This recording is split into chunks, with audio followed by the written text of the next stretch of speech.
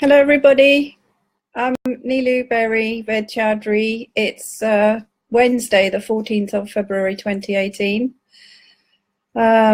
Today, I'm going to talk about the Criminal Law Act 1967, Section 4. The reason why this law is so important is because it actually proves that most of the public servants are criminals. This is why I call them criminals, because of this law. It says, where a person has committed an arrestable offence, any other person who, knowing or believing him to be guilty of the offence or of some other arrestable offence, does without lawful authority or reasonable excuse any act with intent to impede his apprehension or prosecution shall be guilty of an offence. They're talking about criminal cover-up. They're talking about people in public office who witness crimes by their colleagues and remain silent. They are saying that if you witness a criminal offence that is an arrestable offence, and you know that is an arrestable offence, like fraud, treason, perverting the course of justice, embezzling public money, impersonating a public officer, extortion, and which is all treason, by the way. So they're all, we have proved that the whole of the public service is run by organized criminals. And the majority of the staff may not be actively criminals, but by remaining silent, under this Section 4 of the Criminal Law Act 1967, they are also criminals, deemed criminals. So once we've proved that the judicial system is unfit for purpose with these 30 corruption claims, and they're targeting one key person amongst us on next week, 20th of February to the 22nd of February in the Royal Courts of Justice. And this is they're taking desperate measures. They routinely disappear people from the Royal Courts of Justice. I'm talking about a man by the name of Ashok Mahajan, who disappeared from the courtroom, allegedly thrown acid on some barrister, but that he was framed. He threw a few drops of water in an empty cup at this woman who was making racist remarks at him, and he was sent away for life.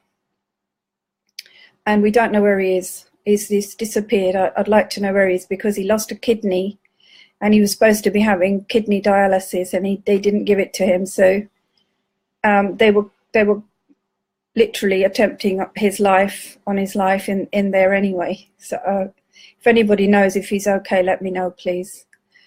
So I got a message from Anthony Baddeloo. I'm going to read it out. Chartered Insurance Institute caught out in scam.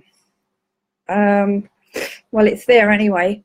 The CEO of the HBOS and her staff attempts to hold up financial advisor Anthony Baddeloo to an alleged court order for trespass in his own matrimonial home on the 1st of April 2015, where they admit they're using false instruments and dodgy certificates to support violent crimes of burglary, forgery, theft, and child abuse. Baddeloo was told regarding the purported allegation, you have no entitlement to it. That's his own home. That's enough for a jury to convict the concealment and failure in the common law duty to be open and transparent. The human cost is tragic and is an economic catastrophe. The Constitution has to be restored by the collective effort of each and every man and woman who are the true sovereigns. Confession. The Chartered Insurance Institute has admitted that they are colluding with the Andrew Bailey of the FCA and other gang members to hold the victim accountable to a court order which has never been issued by the court. This is a case of millions of victims, as the bent in no, I do not have the order, right? Many victims are awaiting the outcome of this case to set a precedent in order to obtain compensation in a super PPI without having to fight against criminal gangsters running the courts, police and many professional bodies, totally blocking access to justice in the face of clear wrongdoing. To date, Barnet County Council, County Court, London Probation, Harrow Crown Court, Wilson Magistrates Court, the Registry Trust and now the Chartered Insurance Institute have all admitted that they have no court order. There you go. Despite the theft, 4 properties, abuse of children, theft of contents, imprisonment for trespass over 3 years, no one can produce a single court order sealed and issued by the court for possession, control of goods, eviction and conviction. PPI 2 is coming. Mr. Badelou and the victims have made reports to the police under crime number 242528, 1/4 and others, and the matter has been escalated to the Secretary of State for Justice, David Lidington, who is investigating serious corruption and organised crime. Inquiries and live video, which they're trying to ban, is on that link, right? So one thing I have in common with Mr. Badelou, Anthony Badelou and Dragutin Popovic is the Clearway Services thugs that break entry into homes and then secure and pretend they need securing with metal doors. Using battering rams. They break it using a battering ram comes out of the van first, and then the metal door comes out the same van, right? And this is what Redbridge Council hire. The criminals in the councils, they are the organised criminals that are running these bailiff companies, the magistrates court, the county courts. And the organised criminals, they do community service in these courts. And whilst they're on community service, they impersonate immigration lawyers to traffic humans from all over the world with fake CVs and fake qualifications. This is England, okay? This is the justice system in England where criminals are recruited in prisons. Serial people who've spent their lives in prison are given a job during community service of an immigration lawyer. And then they're doing these eviction frauds where they take tens of thousands of pounds of people, say, I'll stop your eviction, I'm coming, I'll sort them out, don't worry. And they get this money and then they don't turn up and they make sure that eviction takes place, okay? So these are organised crimes by the state.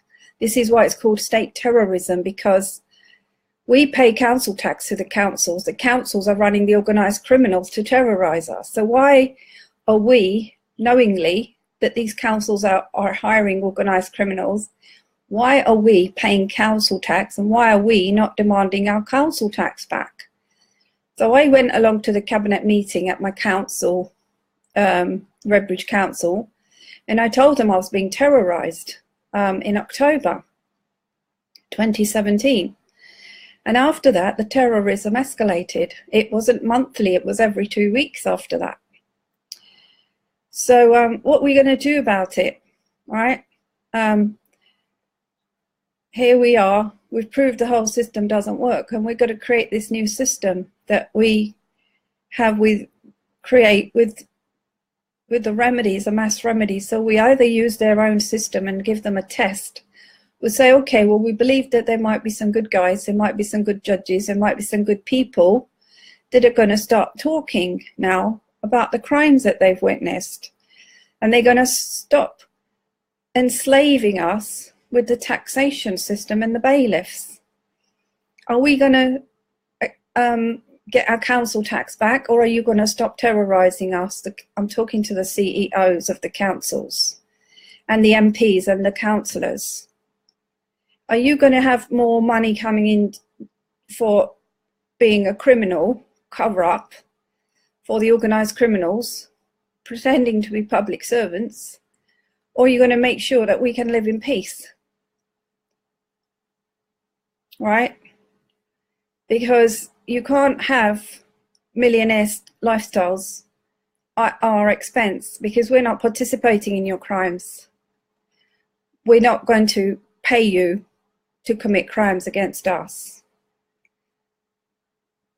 All right, so we're entitled to our refunds. We want a refund of our council tax. We want a refund of our income tax. We want refunds of all the interest you've charged us on fake loans. And this amount of money we've paid you is more than the original loan. That cannot be. You cannot create this money out of thin air.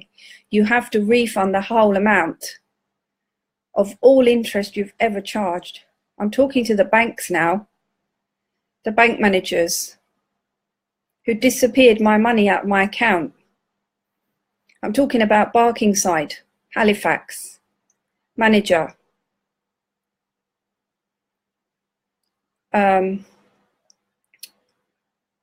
So the banks are in on it with the councils and the bailiffs. So who do we have on our side? Just us. There's just us paying for this whole thing to commit crimes against us, right? So the damages claims has to be quantified according to the amount of money we've put into this structure, because these criminals will have their assets seized. That means they're not allowed to have their own homes or their own cars or their own holiday homes or have their holiday lifestyles. That will be all taken away. I have to spell this out because they're not getting the message. They really do think they're going to commit crimes indefinitely and we can do nothing about it because they are so confident that this can carry on forever, and it can't. Okay, so I made some phone calls to the director of the Royal Courts of Justice today. She was not available, apparently. Back-to-back meetings she was in. Nobody in the court's ever seen her or heard of her. So what she does with her time, you know, she's got video up. She's recruiting foreign students, lawyers from all over the world to the University of Hertfordshire, Kate Bryden, right? And she's overridden an order from a judge. As a director, she thinks she has the authority to override a judge. So we have these, you know, when the public services got taken over by chief executives, that's when it happened, when these dodgy backdoor managers came in and took over the public services on the basis of profit. They'll only do anything if it's going to make profit. Well, we require service and protection, right? If you're not going to serve us and protect us, we don't need bailiffs, we don't require your services, we don't want extortions or terrorism. Okay, so we've got another case, which I'm going to talk about briefly, is Adam Mustafa, his case, and this is somewhere Cheshire, I think. So he's been terrorised, and there's another case, Esworth Anderson's been terrorised by Warwickshire. So we need to help them to get to find out, you know, do a bit of research on these these areas to see what the organised crime is. So what you do is you do search on Google, do speech marks, or use speech marks for, you know, any officers involved. I'll look up their company directorships. And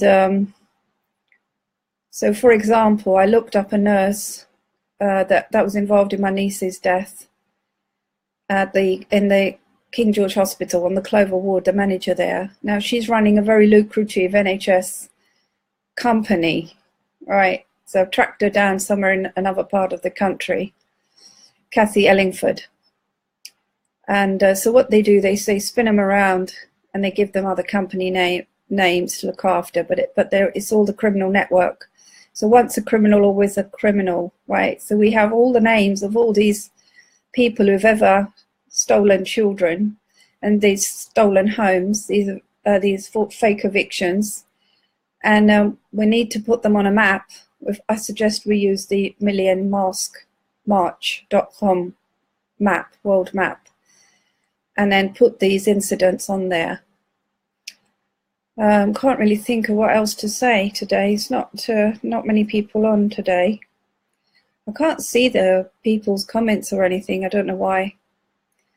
Oh, here they are, comments. Nope, it's not showing me any comments today for some reason. But yeah, I'd like everyone to do research for me about these corrupt judges that have been struck off. And we want to hunt down the lawyers, the bent lawyers as well, who haven't been struck off, who's still extorting, like Mr. Anderson. He didn't know that criminal defence was free on the state. So he was hiring lawyers, paying them loads of money, tens of thousands of pounds. And they started making false allegations, criminal allegations against him, because it was a big money making for the lawyers, you see. So he's got quite a few lawyers up there in Warwickshire who've extorted all this money from him that he needs to be paid back. So he needs to file a claim, and he could do it with the Solicitors Regulatory Authority. And they have a fund, like some kind of a fund, where they will get the money back from the lawyers for him. So I need to get around to doing that for him. But at the moment, I've got this issue about next week, the 20th to the 22nd at the Royal Courts of Justice, which I'm dealing with the court manager, Kate Bryden. I need to find out why she's overridden an order by a judge, and why she thinks she's got the authority to do that. And this phone call I've made today, I made one yesterday as well to the government lawyers, the Treasury Solicitors Department, whereby they are preventing these corruption claims from remedying, and therefore they've given us proof that they're obstructing remedies, and they are basically doing a criminal cover-up still, even though they've been issued with notices to provide demands in the remedy demands, the mass remedy demands.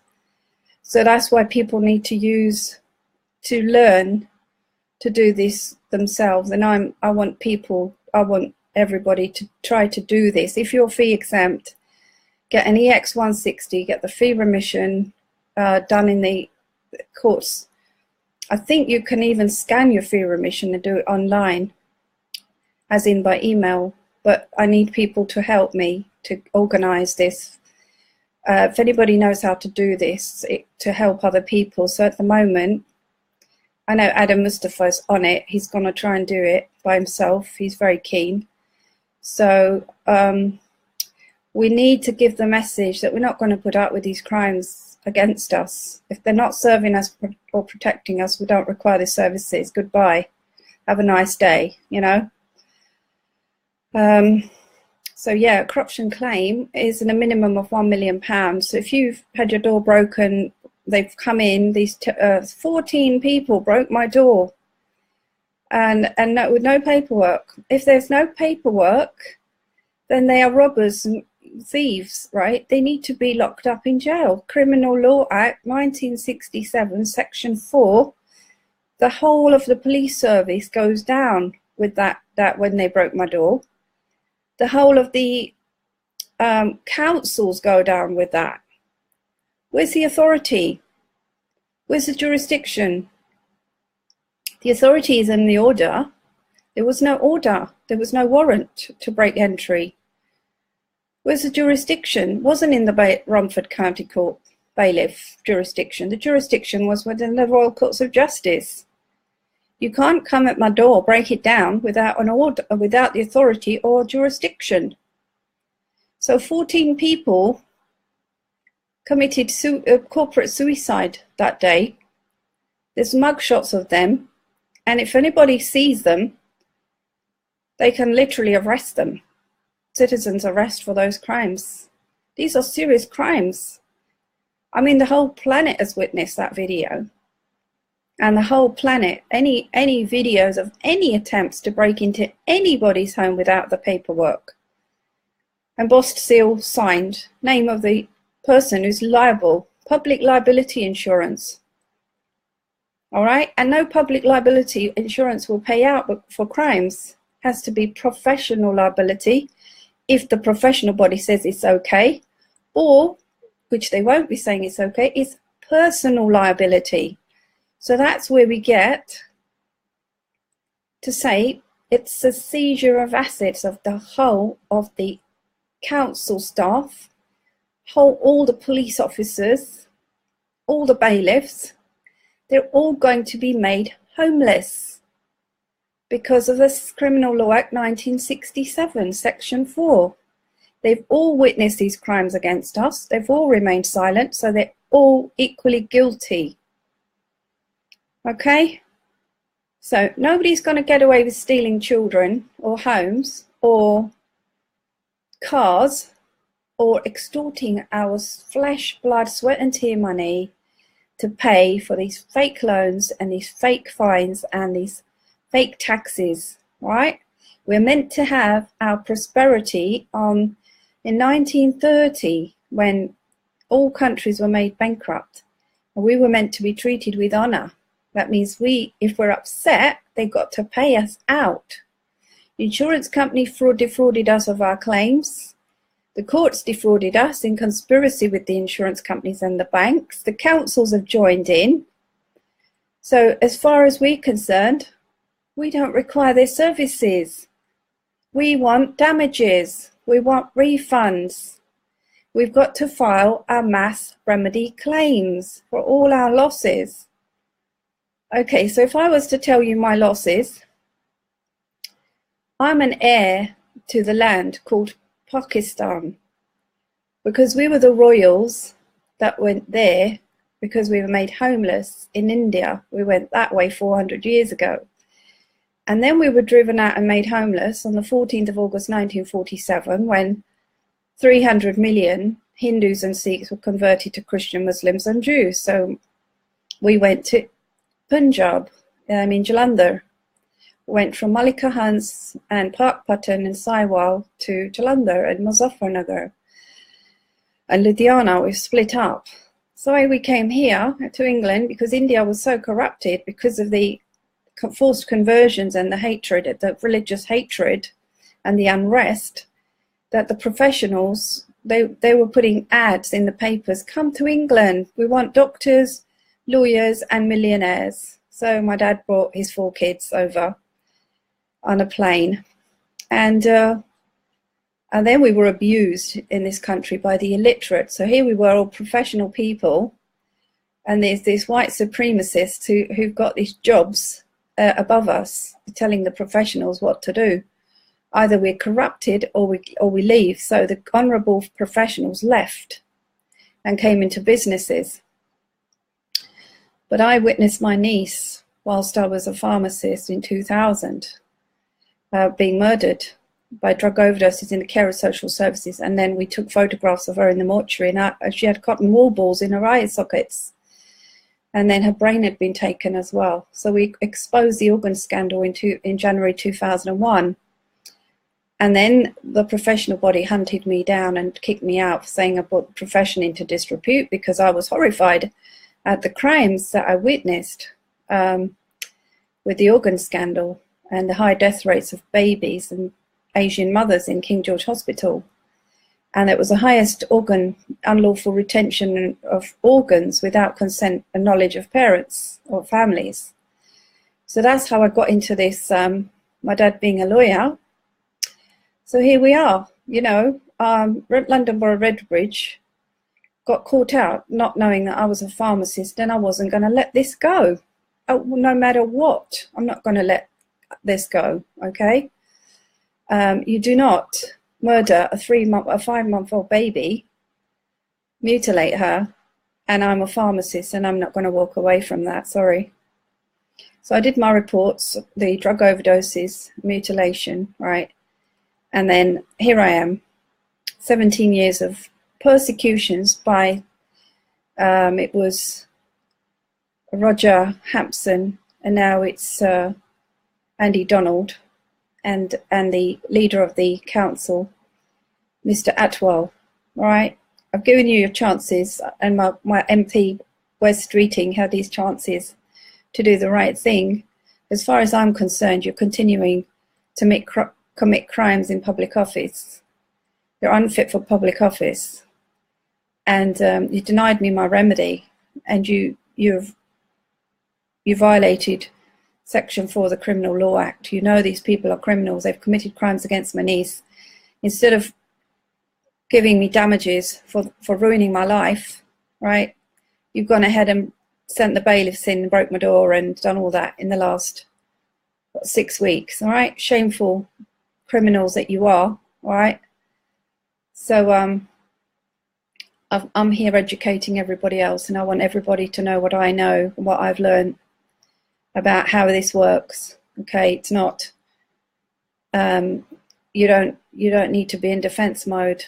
You can, because of your divinity. You have to be in attack mode. Nobody takes your children away and gets away with it. You know, they're meant to support you to stay together. So the public servants are all criminals. There are no good and bad. They're all criminals because they've denied us our remedy despite the notices. I've been issuing notices since 2014 when they broke my door looking for my sister. And then they locked her in a cell and took £21,000 off my family to release her. They held her hostage. Bexley Police, Redbridge Police conspired, broke my mother's door. You've probably seen the video. And this is the mother of the baby, right? And her husband as well was locked up in a cell to extort this money in the Redbridge Magistrates and Snaresbrook Crown Court did a licensing fraud conviction, right? They don't need a HMO license for a 3-bedroom townhouse because you can't have a second floor fire exit, okay? It's a complete and utter fraud planning department of Redbridge, shameful individuals you are. And all the councillors and MPs have known about it, and every time I've gone to them, I get kicked in the teeth. I get an extra kick every time I go, right? So that's how it is, okay? So I need everybody to think about asking for damages and how much damages, you know, because our gold share is $6 million. So how much damages does the council owe us for terrorising us? I mean, for breaking your door, they owe you £5 million. That's what I think. Because you're violated, that's a corporate assassination. There's nothing less than £10 million claims here. And they don't understand, unless you talk money, they don't understand what you're talking about. You're going to complain to them. You got grievance, they're going to file it in the bin. That's what they do, file it in the bin. Sorry, didn't get it. No, didn't get it. We'll send it a recorded delivery, got the signature, receipt. Oh, well, it wasn't me. It was somebody else in the department, didn't give it to me. I mean, the coroner, Walthamstow Coroner Court, right? Didn't get the recorded delivery given to her, addressed to her by her staff in her office. I mean, how ridiculous is that? The lies, okay? Sorry about my whinge today. Bit of a whingy one. But yeah, Anthony Baddaloo is a great guy. He's got the financial thing. He's got the fraud of all these warrants. None of these evictions are legal because nobody can authorize anyone to break your door. They don't know who's inside. You got vulnerable people inside a house. How do they dare to force entry? These 14 people, these thugs, these criminals. You know, do they really think it's worth risking their life to kick a door down? Really? Really? Are you safe? Are you safe after you commit crimes? Or are you going to get arrested if you get recognized? Are you safe on the streets? That's what I'm asking you. If you break somebody's door and you got mugshots, right? If you steal somebody's child, you think, you know, you're going to be in a caravan site hiding for the rest of your life because that will be punishment for you. You won't be able to mix with communities when you do that. Right, Section 4, Criminal Law Act 1967, any civil gagging orders are overridden by that because we're witnesses to crimes in the courts. And why do they not allow us to record court hearings? Why do they not allow us to video hearings? If European Court of Human Rights is on video, all courts should be on video. We demand all court proceedings on live streaming. All right, it's no good locking up a breastfeeding mother in a cell, right? When you stole her baby, and the social worker committed perjury. All right. So there's a lot going on in the background, but there's a lot of crimes being committed in the family court at this moment. The magistrates court, the Crown courts, and then they're trying to disappear the equity lawyer. Okay, they've tried that before, and they're trying to do it again. And so we really need to get together with this, stop this nonsense by the director of the Royal Courts of Justice, Kate Bryden, overriding the authority of the judges there. All right. So that's it for now. That's my whinge for today. Okay then. Bye.